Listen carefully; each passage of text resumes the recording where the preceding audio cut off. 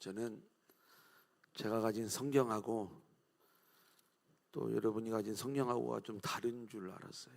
이렇게 좀 읽다 보니까 그냥 웃자고 좀 한 얘기인데 되게 반응이 오늘 우리가 이제 새로운 인생이라는 주제를 가지고 5번의 말씀을 진행을 하는데 오늘 그 5번째 시간이에요. 제가 늘 이렇게 강의를 진행을 할 때마다 이렇게 이제 지나간 시간의 내용들을 정리를 하고 그리고 그날 말씀을 전하다 보니까 좀 약간의 어떤 부담감이 있습니다. 그래 이제 오늘은 그냥 5강의 내용을 말씀을 드리고 제가 좀 필요할 경우 다음 주에 1강부터 5강까지 한번 이렇게 정리를 해드리고 다음 이제 금요일 메시지는 제가 영광의 40일 30강 시리즈거든요. 그 내용을 좀 한 주 늦게 들어가는 게 좋겠다 이런 생각을 가져보았어요. 오늘 뭐 이렇게 좀 정리가 되면 그냥 또 시간이 되면 좀 정리를 하고 다음 주에 그냥 새로운 내용으로 들어갈 수도 있습니다. 이게 우리가 좀 오늘 한번 그 내용들을 진행을 해보도록 하겠습니다. 첫 번째 시간에는 우리가 인생에 대해서 함께 말씀을 나눴어요. 그래서 우리의 인생은 보이는 인생이 전부가 아니라 영원한 인생임을 알고 살아야 된다. 두 번째 시간에는 구원에 대한 이야기를 함께 나눴어요. 우리가 영혼육이 죽은 모습으로 이 땅에 오게 된 것이다. 우리가 이 땅에 와서 살았다고 하지만 우리의 본질이 흙임을 말씀드렸고요. 그래 누구나 죽습니다. 흙으로 돌아가는 거죠. 그리고 영혼도 죽은 모습으로 오는 거예요. 그런데 그런 영혼육이 살아나는 역사가 이게 구원의 역사임을 말씀드렸습니다. 이 구원은 죽어서 우리가 뭔가를 얻는 걸 이야기하는 게 아니라 예수 그리스도께서 우리를 찾아오시고 우리를 부르실 때 그 부르심에 응답하는 순간 우리에게는 부활하신 그리스도의 영원한 생명이 우리에게 있게 되는 거예요. 그때부터 우리의 인생은 역사 속에 속한 인생이 아니라 영원한 세계에 속한 영원한 생명을 가진 인생들임을 말씀드린 거예요. 세 번째 시간에는 우리가 말씀에 대한 내용을 함께 나누었죠. 그 말씀, 성경. 우리는 어떤 하나님을 믿느냐? 그러니까 여러분이 믿는 하나님이 성경에서 말씀하는 하나님이 아니면 여러분은 하나님을 믿는 게 아닌 거예요. 내가 원하는 하나님을 믿으면 되는 게 아니라 우리는 성경이 말씀하는 그 하나님을 믿어야 되는 거죠. 그래서 우리는 이 성경을 대할 때 성경을 어떤 역사책 혹은 과학책으로 대해서도 안 될 것이고 또 성경을 읽으면서 우리가 땅에서 복을 받거나 착한 사람이 되려고 성경을 읽어서도 안 될 것이고 그리고 이 성경 속에서 어떤 이 세상을 살아가는 지혜나 지도력을 우리에게 알려주려고 하는 그런 목적으로 성경이 기록된 것이 아니라는 것. 그러면 성경은 어떤 책이냐? 성경은 예수 이야기요, 구원의 이야기요, 그리고 하늘의 이야기. 우리가 이것을 절대로 놓치면 안 되는 거예요. 우리가 성경을 아무리 많이 통독을 했다 할지라도 성경 안에서 예수님을 만나지 못하면 꽝인 거예요. 아무런 그 성경을 잘못 읽은 거예요. 성경을 읽으면서 우리가 엉뚱한 하나님을 만났다면 우리는 성경을 잘못 읽은 거예요. 지난 시간에는 우리가 기도에 대한 내용을 함께 나눴어요.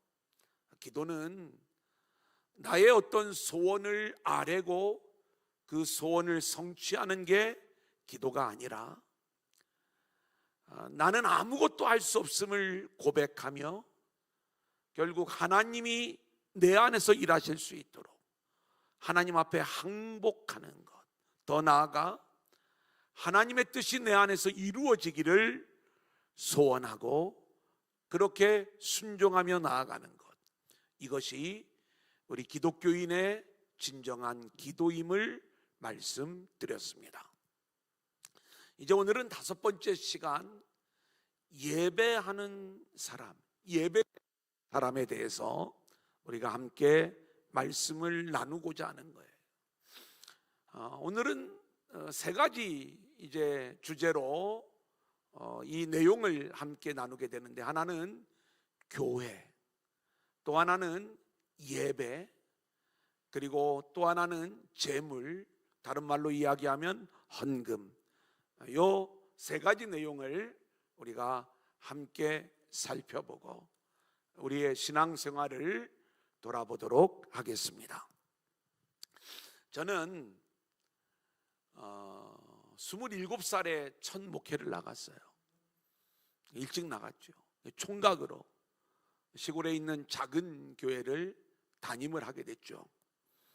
닭장으로 지어진 교회, 흙벽돌이었고 슬레이트 지붕이었어요. 제가 한번 이런 간증을 좀 드렸던 적이 있는데, 시골이니까 교회 들어가는 입구에 축사가 있었고, 그 당시에는 이 돼지나 소를 그 안에 두지 않았기 때문에 냄새만 좀 심하고 가축은 없는 그러한 상태였지만, 저는 애굽의 파리 재앙이 적어도 뭐 이것보다 훨씬 더 심했을 텐데, 밥을 먹기가 너무 어려울 정도로 그냥 밥상만 딱 펴놓으면 어디서 날라오는지 엄청난 파리떼들이 이렇게 득실거리는 그런 곳에서 살았어요. 주택은 교회가 한 10평, 15평은 안 됐던 것 같고요. 그리고 주택도 한 10평 정도 되는 아주 작은 주택. 화장실을 가려면 그 안에 이제 화장실이 없기 때문에 20m, 30m 떨어져 있는 재래식 화장실을 이용해야만 됐고요. 우리 어머니 세대 때나 사용했던 요강을 밤에 사용해야만 되는 그러한 곳에서 첫 목회를 시작을 했어요. 교인 수는 할머니 3분이 전부인 교회였어요.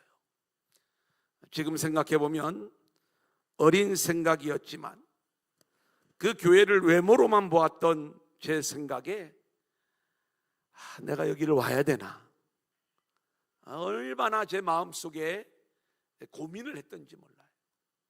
그러면서 생각하기를, 도시에서 지하실 한 30평 되는 지하실 하나 얻어가지고 십자가를 걸어놓고 성구를 갖다 놓고 예배를 드린다면 친구들만 와도, 제 친구 또 제 아내 친구, 아는 사람만 이렇게 불러 모아도 20명은 모일 것 같더라고요. 근데 아무도 안 와요. 진짜 개척해 보니까. 제 생각뿐이야. 근데 그때 마음속에는 정말 20명은 올 것 같았어. 그래서 어떤 생각을 했냐면, 나 여기 안 와야 되겠다.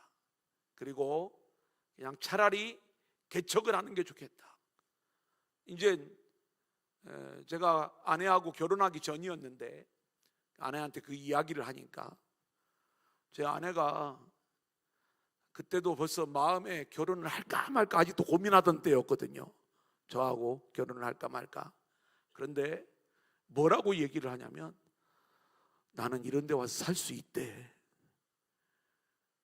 아유, 아멘 좀 해줘요.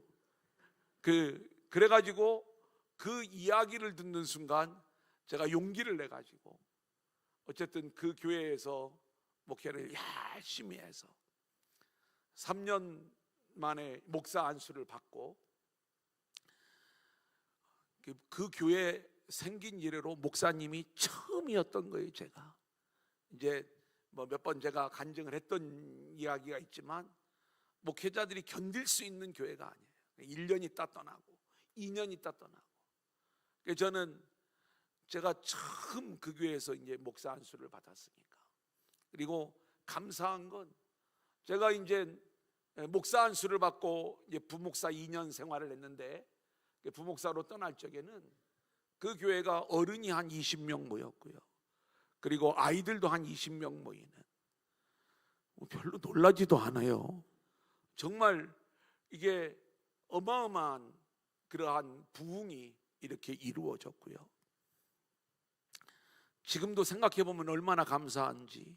그 교회가 지금은 100명도 넘게 모인다고 했잖아요.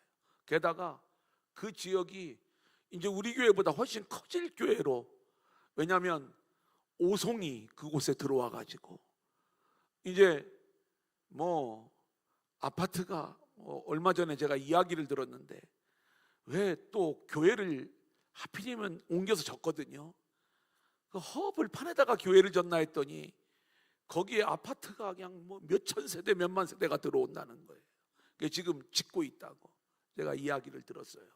어쨌든 그렇게 이제 교회가 잘 세워지는데, 너무 감사한 게, 그때도 이제 제가 할머니들만 있는 시골 마을에 조만한 좀 소규모 공장이 하나 있었는데, 여기에 한 젊은이가 보이는 거예요. 공장장으로 왔대. 그래서 제가 찾아가서, 네, 여기 교회 이제 그 당시에 담임 전도사였죠. 담임 전도사인데, 교회 다녀보신 적이 있냐? 예수 믿지 않겠냐? 그리고 이 지역에 젊은이가 없는데 나랑 좀 친구 좀 될 것 같은데 같이 좀 친하게 지내자. 그랬더니 이제 이렇게 전도에 넘어와 가지고 교회 열심히 이렇게 출석을 했어요. 저는 이제 목사 안수를 받고 떠났지요. 이 친구가 어떻게 됐는지를 모르는데, 이 친구가 이제 저를 잊지 않고 계속 전화하고, 저보다 2살 아래거든요. 그리고 엊그저께도 전화가 왔어요. 지금 이제 섬기는 교회가 아주 음성에서 열심히 교회를 섬기는데, 그 교회의 진짜 일꾼이에요. 근데 이제 저를 얼마나 좀 이렇게 믿었는지 저한테, 목사님, 우리 지금 섬기는 목사님이 은퇴를 하시는데 후임 목사님 좀 추천해 주세요, 그러는 거예요. 그래서 제가 마음속에 그래도 너무 감사하다. 뭐 시골의 작은 교회이지만 이제 제가 이야기를 들어보니까 그래도 충분히 자립은 하면서 굉장히 교회가 은혜롭더라고요. 작은 교회지만 이제 그런 이제 그 첫 목회가 경험이 되어지는 거예요. 저는 이제 그 이후에 제가 부목사의 과정을 거치고 나서 1995년에 개척을 해서 지금까지 온 거예요. 근데 이 개척을 할 때 많은 그런 고민들을 하게 되는 거죠. 첫 목회를 나갈 때부터 시작을 해서 또 개척을 하면서 교회란 무엇인가, 이걸 질문하게 되는 거예요. 교회 공간을 준비하고 십자가를 걸고, 그리고 우리가 몇 월 며칠부터 예배를 드립니다. 전단지를 뿌리고, 그리고 예배를 시작하면 교회가 되는 것인가? 그렇게 그냥 교회는 시작하면 하나님이 그 다음부터는 책임져 주시는가?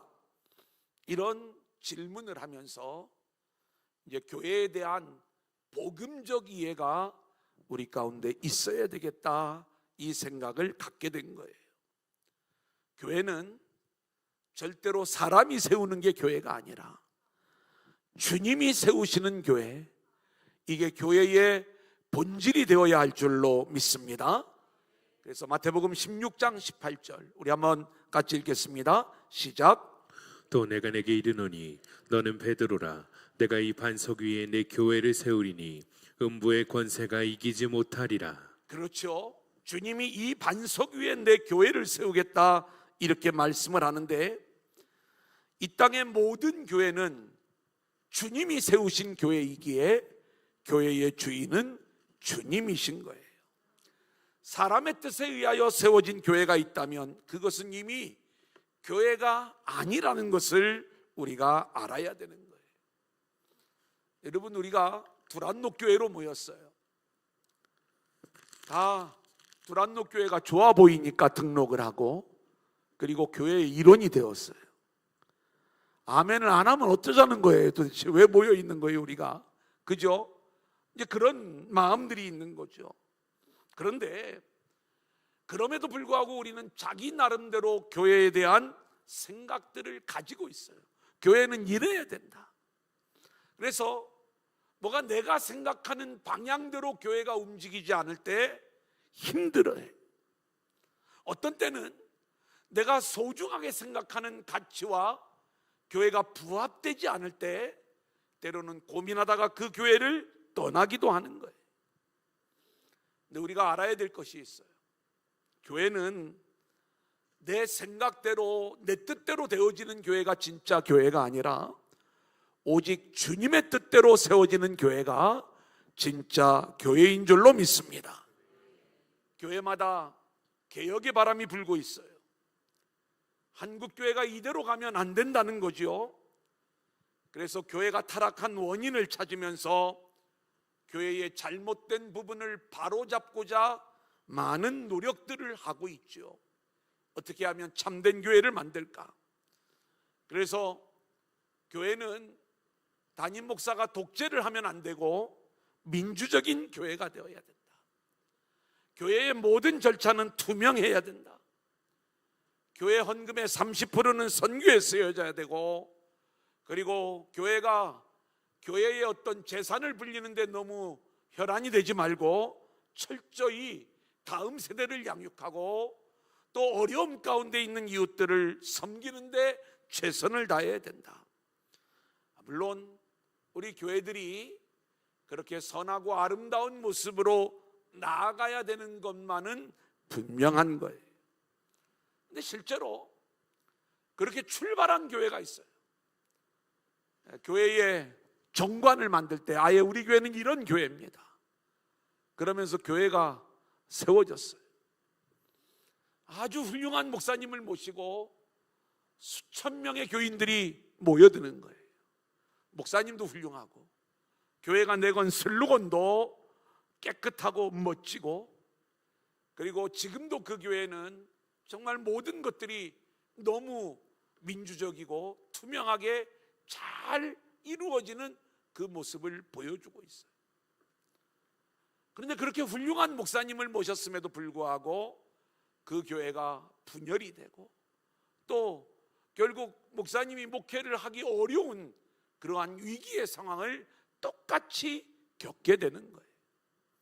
왜 그럴까?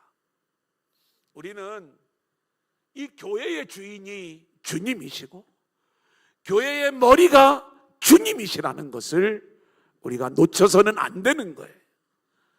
사람들이 원하는 소중한 가치들도 중요하지만 우리는 이것을 뛰어넘는 하늘의 가치 앞에, 또 하늘의 질서 앞에 우리가 무릎을 꿇고 순종하며 또 그렇게 은혜로 채워지는 교회의 모습을 이룰 때 그 교회가 주님이 주인 되시는 진정한 교회인 것이고, 그럴 때 음부의 권세가 이기지 못하리라 이렇게 말씀을 하고 있잖아요.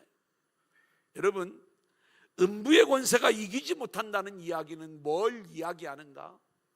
이건 뭐 단순히 마귀가 역사하지 않는다 이런 정도를 이야기하는 게 아니라, 음부의 권세라고 하는 것은 하늘의 것이 아닌 것을 말하는 거예요. 사람 생각이 지배하는 교회, 세속적인 가치가 지배하는 교회, 이게 음부의 권세인 거예요. 그래서 가령 우리는 부흥할래도 너무 교인이 없어. 우리 교회는 뭔가를 하려고 해도 너무 물질이 부족해. 재정이 없어서 아무것도 못해. 여러분, 이러한 모든 생각들이 음부의 권세에 무너지는 교회의 모습인 거예요. 우리가 주님이 주인 되시는 교회를 이루어가면 그 어떤 세상 이론도 세상의 생각도 음부의 권세도 이기지 못하는 그런 승리하는 교회로 세워지게 될 줄로 믿습니다. 그래서 실패를 두려워하지 않는 오직 주님이 주인 되시는 교회로 우리 두란노 교회가 세워지기를 원하는 거예요. 자, 그래서 우리 한번 따라해 보겠습니다. 거룩한 교회로 세워져라. 거룩한 교회로 세워져라. 자, 그러면 우리가 이 페이지에 반가로 3번에 거룩한 교회로 세워져라. 어떤 교회가 거룩한 교회인가?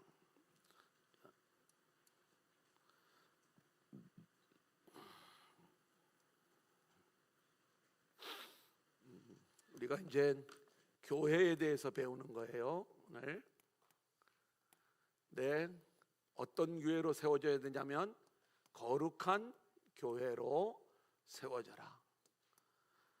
첫 번째, 우리가 거룩한 교회로 세워지기 위해서는 사람의 영광이 아닌 하나님의 영광을 드러내는 그러한 교회가 되어야 되고, 하나님의 은혜가 우리를 통하여 나타나는 교회가 되어야 한다. 자, 첫 번째는 하나님 영광.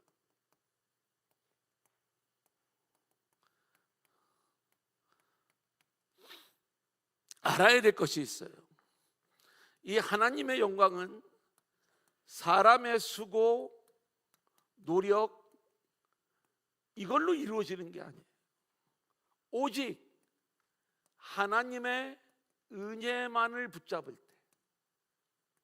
하나님의 은혜가 부어지고 그리고 말씀과 기도가 흘러가는 그러한 교회가 될 때 하나님의 영광이 나타나는 거지, 어떤 우리의 수고와 노력들을 통해서 뭔가 영광을 드러내고자 하는 것, 이것은 이 일들이 이루어질 때, 말씀이 흘러가고 기도가 흘러가 하나님의 은혜로 채워진 교회가 될 때 이런 모습들이 저절로 나오게 되는 거고, 이건 사람이 수고하는 것 같지만 결국 하나님이 하시는 그 일들이 나타나게 되는 것이고, 그 일을 통해서 하나님의 영광이 나타나는 교회가 거룩한 교회가 되는 거예요. 두 번째로, 거룩한 교회는 한번 따라해 볼까요? 기도하는 교회. 이거는 제가 이번 주일날 설교할 내용인데,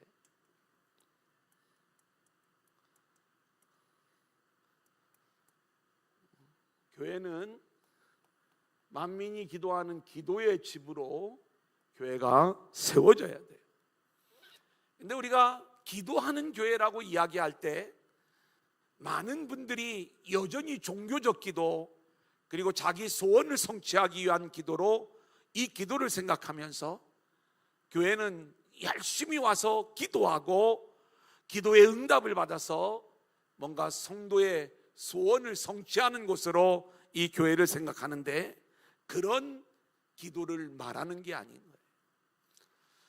우리가 늘, 오늘도 이제 두 번째 주제인 예배를 공부할 적에도 말씀을 드리겠지만, 우리는 기도라고 하는 것이 하나님 앞에 나는 아무것도 아닌 존재이고, 하나님의 은혜가 아니면, 하나님의 뜻이 아니면 아무것도 할 수 없는 존재임을 깨닫고, 그리고 자신의 실체를 고백하는 거예요.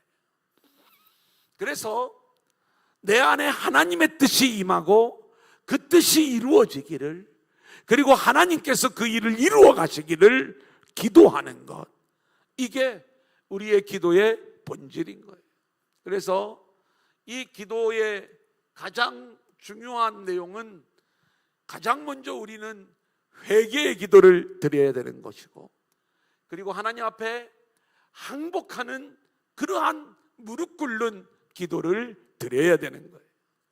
그러면서 우리 교회가 기도의 집으로 세워져가는 모습이 이루어져야 되는데, 우리가 정말 하나님의 영광을 드러내는 복음적 기도의 모습으로 우리 두란노 교회가 세워질 수 있기를 소원합니다. 아멘. 세 번째는 말씀이 주장하는 교회.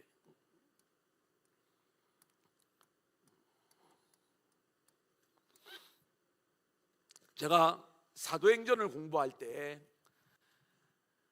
초대교회 예루살렘 교회 안에 문제가 생겼어요. 구제의 문제에 있어서 히브리파 성도들과 헬라파 성도들 사이에 갈등이 생기는 거예요. 사도들이 이 문제를 해결하기 위해 7 집사를 세우지요. 그리고 우리는 말씀과 기도에 전무하겠다, 이렇게 이야기를 해요. 이 이야기는 목회자는 말씀과 기도만 하는 것이고, 그리고 교회의 행정은 그 7 집사가 나누어 하는 일이다, 이런 내용을 우리에게 가르쳐 주려고 주시는 말씀이 아닌 거예요. 우리는 실제로 7 집사들을 보면 스데반이나 빌립이 얼마나 열정적으로 복음을 전하는 사역자의 모습을 보여주고 있는지를 볼 수가 있는 거죠. 그러면 사도들이 말씀과 기도에 전무하겠다고 이야기한 그 배경에는 어떤 배경을 가지고 있냐면, 사도들의 역할은 교회 안에 말씀이 제대로 작동되어지고 있는가, 말씀이 온전히 흘러가고 있는가, 이 부분이 사도들이 체크하고 점검해야 될 영역이라는 거예요. 여러분, 우리 인생 안에 많은 고민들이 있을 수 있어요. 많은 문제들이 우리 가운데 있을 수가 있어요. 수많은 고난의 문제들을 우리가 만날 수가 있어요. 또 교회 안에서도 우리가 여러 가지 일들을 진행을 할 때, 이때 말씀이 흘러가고 있는가 아닌가, 영적 예민함을 가지고 주의 종은 이 부분을 늘 체크해야 되는 거예요. 그래서 제가 이제 저만 말씀을 전하는 게 아니라 우리 부교역자들이 함께 말씀을 전할 때 제가 늘 이야기해요. 목숨 걸고 말씀 준비해라. 정말 그 말씀이, 그리고 복음의 말씀이 되어 성도들에게 흘러가서 이 말씀이 작동되어지지 않으면 아무 소용이 없는 거예요.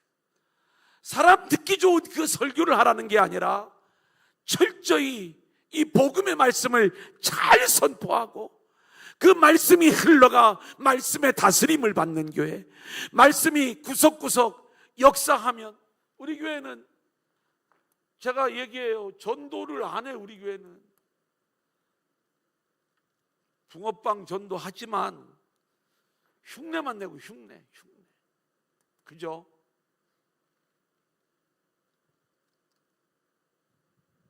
그런데 전도를 안 하는데 교인들이 와요. 저는 말씀이 흘러가면 우리의 삶 속에 이 전도의 모습이 드러나게 되는 것이고, 그리고 그 삶을 통해서 영혼들이 도전을 받고 주님께로 나오는 역사가 있게 될 줄로 믿습니다. 이게 잘 이루어지지 않잖아요. 교인들이 안 오잖아요.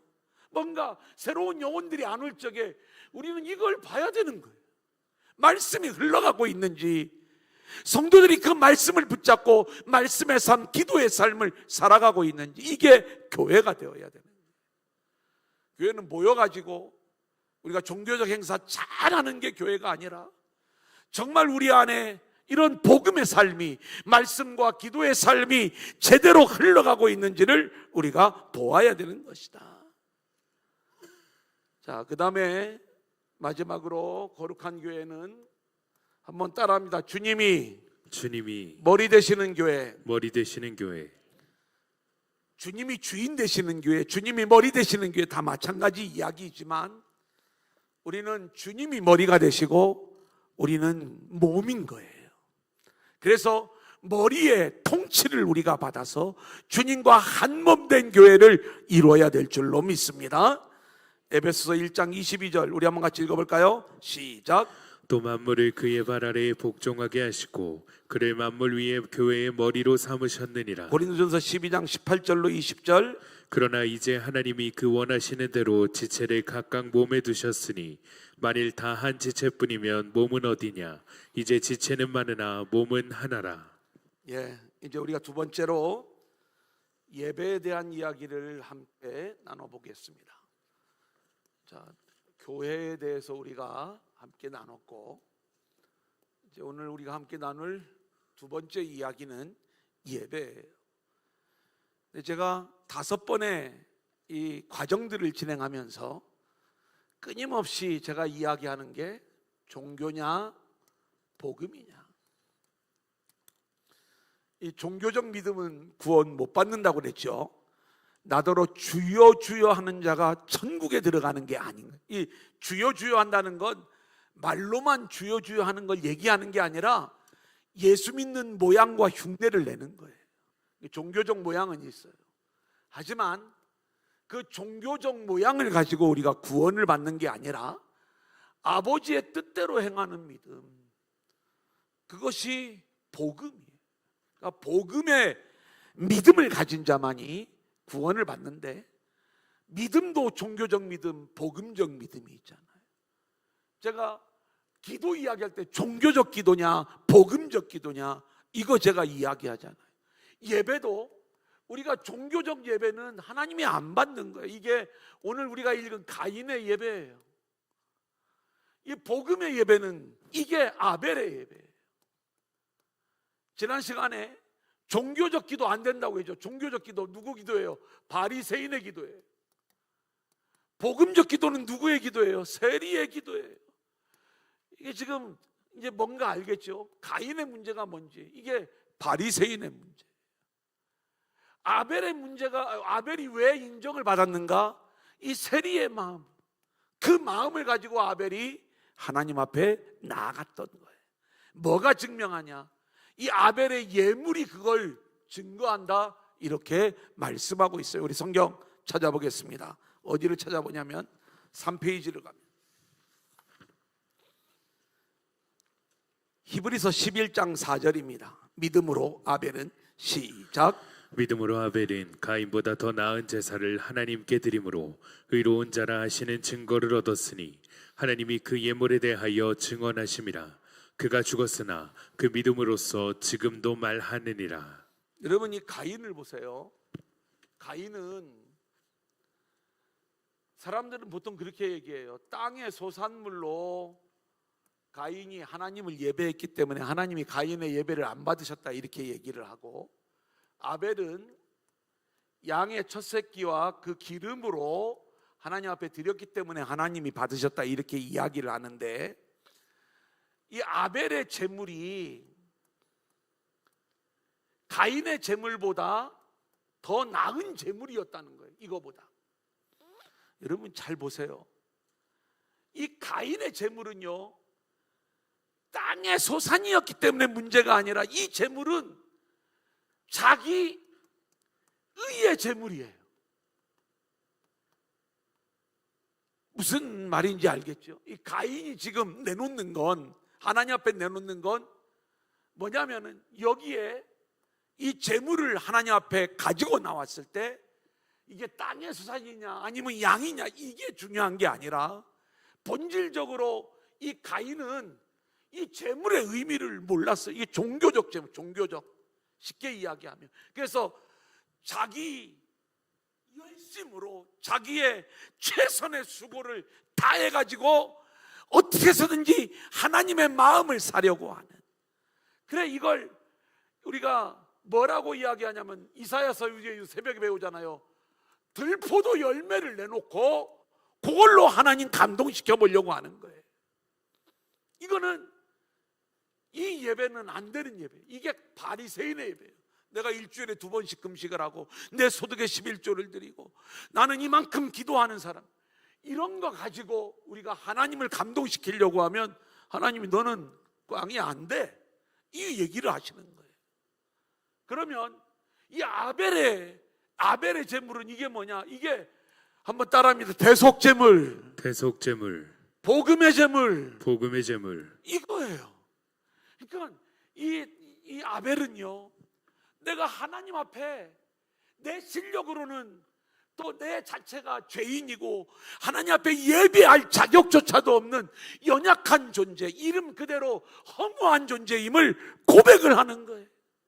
나는 하나님 앞에 나아갈 수 없지만 이 대속제물, 이 제물에 의지하여 하나님 앞에 나아갑니다. 여러분, 이게 아벨이 가인보다 더 나은 제물을 드렸다는 게 이걸 얘기하는 거예요.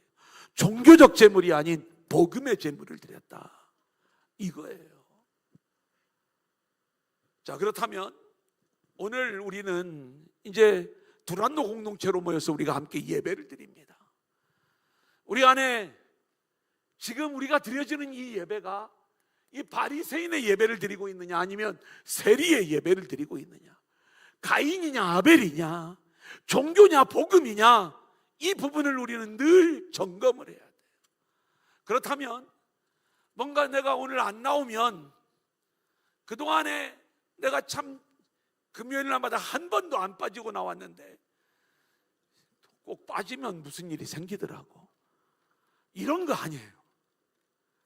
우리가 정말 주의 은혜가 아니면, 또 주님을 만나지 않으면 나는 아무런 소망도 없고 기쁨도 없고, 그리고 주님 아니면 살아갈 수 없기에 내가 나올 자격이 없지만 그 은혜 붙잡기 위하여 우리가 주님 전에 나와 나의 연약함, 나의 자격 없음을 고백하고, 그리고 오직 주의 이름을 붙잡고 주님 만나기를 소망하며, 그 주님을 우리가 예배 가운데 말씀으로 기도로 만나고, 그리고 그 주님과 연합된 자가 되어 우리가 이 자리를 나서는 것, 여러분, 이것이 우리의 복음적 예배의 모습인 줄로 믿습니다.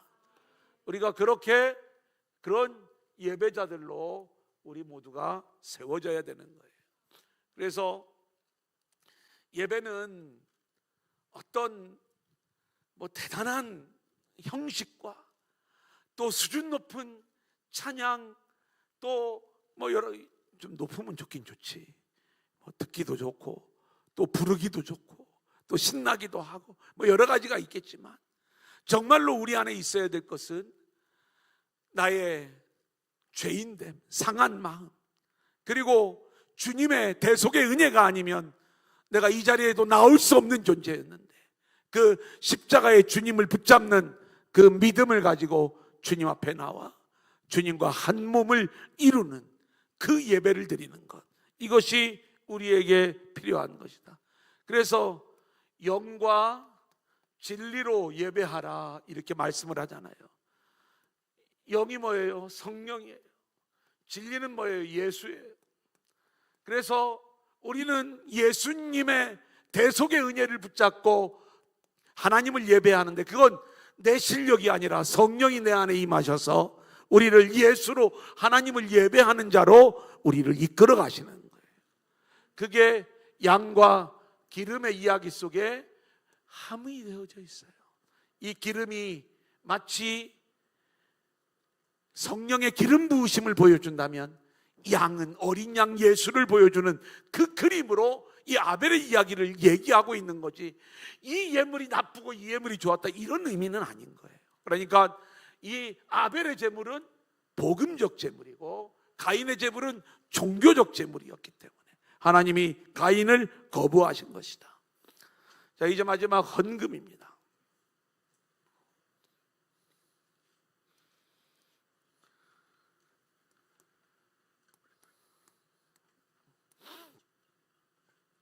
신앙생활을 하면 가장 어려운 게 헌금 생활이에요.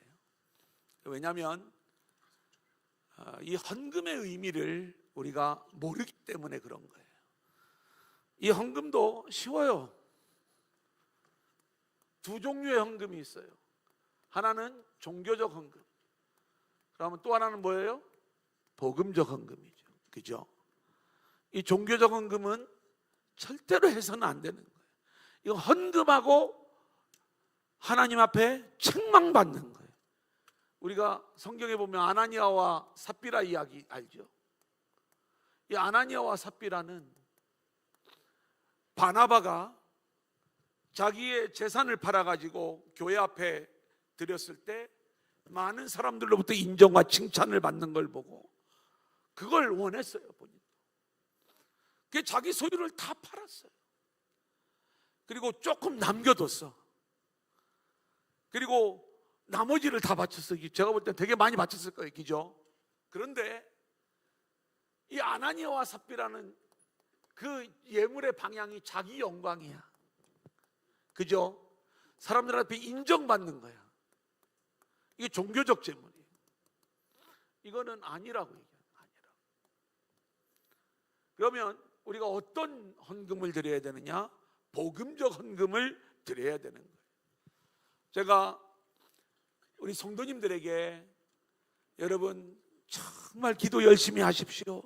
그러면 아멘 그러면서 뭐라고 생각하냐? 우리 목사님은 되게 영적인 목사님이에요. 여러분이 열심히 말씀을 읽으십시오. 그러면 역시 우리 목사님은 늘 말씀하고 사는 분이라 이렇게 은혜롭게 말씀을 강조하시는구나 그래요. 여러분 열심히 전도하십시오. 그러면 우리 목사님은 영혼에 대한 열정을 가지신 분이시구나 이렇게 생각을 해요. 제가 여러분 헌금 열심히 하십시오. 그러면 이게 흐름이 지금 같이 가야 되는데 그 앞에 기도 열심히 하라면 아멘, 말씀 열심히 읽으라면 아멘, 열심히 전도하라고 하면 아멘 했다가 헌금 열심히 하라고 하면 갑자기 분위기가 싸해지는. 우리 목사님은 되게 속물인가 봐. 어떻게 저런 얘기를 막 그렇게 그냥 입에 침도 안 바르고 그렇게 당당하게 얘기할 수 있을까? 목사님 요즘 교인들이 얼마나 어려운 줄 알아요? 그런데 왜 자꾸 그렇게 그냥 헌금을 강조하시는 겁니까? 해가면서 이제 뭐 이러는 거예요. 우리가 알아야 될 건 기도를 열심히 해야 되는 것처럼 하나님 앞에 드리는 헌금도 열심히 해야 될 줄로 믿습니다. 근데 우리가 놓치지 말아야 될 게 있어요. 그게 종교적 헌금은 아닌 거예요. 이 복음적 헌금을 우리가 열심히 드려야 되는 거예요. 원고가 떨어져서 그냥 안 보고 할게요. 성경을 제가 이제 보세요. 그럼 뭐가 복음적 헌금이냐? 왜 이 헌금을 열심히 해야 되느냐? 이 부분을 오늘 말씀을 드리고 마치려고 하는 거예요. 우리는 헌금을 물질로 생각하는 순간에 이거는 이 종교로 연결이 되거든요. 이 헌금은요. 근데 이 헌금은 뭘로 연결되어야 되냐면 한번 따라합니다. 그리스도. 예수님 이야기예요. 이 헌금 이야기. 그래서 우리가 놓치지 말아야 될 게 뭐냐면 지금 열심히 하나님 앞에 헌금 드려라라고 하는 것은 그리스도, 내가 너희에게 준 대속제물이 그리스도야.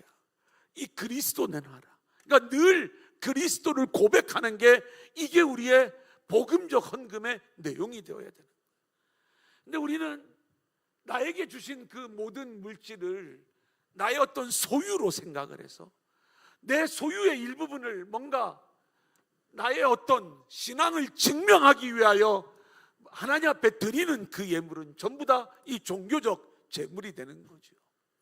그래서 우리가 말라기의 말씀을 보면 온전한 11조를 드리면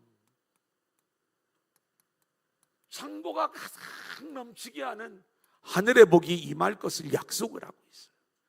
근데 이 말씀을 하게 된 배경이 뭐냐면 너희가 왜 하나님의 것을 도둑질하느냐, 이 이스라엘 백성들을 책망하면서 이 말씀이 나오고 있거든요. 이스라엘 백성들이 너무 억울한 거예요. 우리는 하나님의 것을 도둑질한 적이 없습니다. 뭘 도둑질했다고 이야기합니까? 그러니까 하나님이 너희들 11조 떼먹고 그리고 봉헌물을 도둑질한 거야, 이 얘기를 하셔요. 그런데 이스라엘 백성들은 우리가 아는 것처럼 한 달에 100만 원을 벌으면 10만 원씩 꼬박꼬박 한 번도 안 떼먹고 전부 다 제대로 하나님 앞에 헌금을 드렸는데, 아니 우리 11조 떼먹은 적이 진짜 없는데 왜 도둑질을 했다고 이야기하십니까? 너희들의 11조가 온전한 11조가 아니라는 거예요. 그 온전한 11조가 아니면 이 100만 원은 내 통장에 찍힌 게 100만 원이고 사대보험 합치면 한 110만 원쯤 되는데 내가 11만 원 들였어야 되는데 이게 만 원 띵거 먹었구나. 이런 얘기 아니에요. 이 온전한 11조 이 얘기가. 그 온전한 11조라고 하는 것은 어떤 11조를 얘기하는 거냐면 이 11조의 본질이 한번 따라합니다. 하나님의 영광, 하나님의 영광, 예수 그리스도, 예수 그리스도, 이게 담긴 재물이 이게 온전한 11조거든요. 그런데 이스라엘 백성들은 자신들이 드리는 11조를 자신의 의로 삼아버리는 거예요. 나는 11조 철저히 드린, 그렇게 내가 말씀을 잘 지킨 그러한 성도입니다. 이거죠. 그러니까 이 11조를 드리면서 그것을 자기 영광, 아까 여기 있죠. 자기 영광, 자기 의. 그래 이제 너는 왜 11조 안 하니? 나는 11조 하는 교인인데. 이게 이 얘기예요. 이 얘기. 그러니까 우리가 온전한 11조를 드린다는 이야기는 뭐냐면 이런 거예요. 이 11조의 본질은 내 생명의 근원이 결국 예수 그리스도에게서 왔음을 우리가 아는 거예요. 그래서 옛날에는 이 예수 그리스도가 오시기 전에는 양이나 비둘기, 소 이런 것들이 대속제물이 되어서 결국 우리의 모든 것들을, 우리의 생명까지 대속하는 그 대속제물로 우리가 하나님 앞에 드리던 것을 지금은 물질로 드리는 거죠. 그런데 이 대속제물은 결국 예수 그리스도께서 오심으로 이제 이 모든 것들을 예수 그리스도께서 성취하신 거예요. 그러면 우리가 헌금이라고 하는 물질을 드릴 때 이 헌금에 뭘 담아야 되냐면 내 생명은, 나의 구원은 바로 예수 그리스도로 말미암아 내가 구원을 받았고, 아멘. 그리고 그 예수 그리스도만이 내 생명의 전부입니다. 아멘. 그래서 물질에 그것을 담아 우리가 하나님 앞에 드리는 게 이게 헌금의 본질이에요. 이거는 우리가 열심히 드려야 되는 복음적 헌금이 되는 거예요. 그런데 이것은요, 나의 모든 걸 다 드려야 돼. 막 우리가 내 생명도, 또 내 시간도, 나의 건강도, 그리고 나에게 있는 모든 것들도 우리가 기꺼이 주를 위해 내어놓으면서 그것이 나의 영광이 아닌 자기 영광, 자기의 인정받고자 하는 그런 것들이 아닌 철저히 그리스도에 대한 고백의 마음을 가지고 하나님 앞에 열심히 드리는 삶, 이것은 내 힘으로는 되는 게 아니죠. 성령이 우리 안에 들어오셔서 우리를 이렇게 복음적 헌금의 사람으로 우리 모두를 세워주실 줄로 믿습니다. 아멘. 자, 오늘 세 가지 내용 이제 함께 나눴어요. 하나는 교회, 또 하나는 예배, 또 하나는 헌금에 대한 이야기들을 나눴는데, 우리가 철저히 복음적 예배자로, 복음적 헌신자로, 그리고 복음적 신앙의 사람들로 세워져서 그렇게 주님이 기뻐하시는 교회와 예배의 모습을 이루는 우리 도란노 교회가 되어야 할 줄로 믿습니다.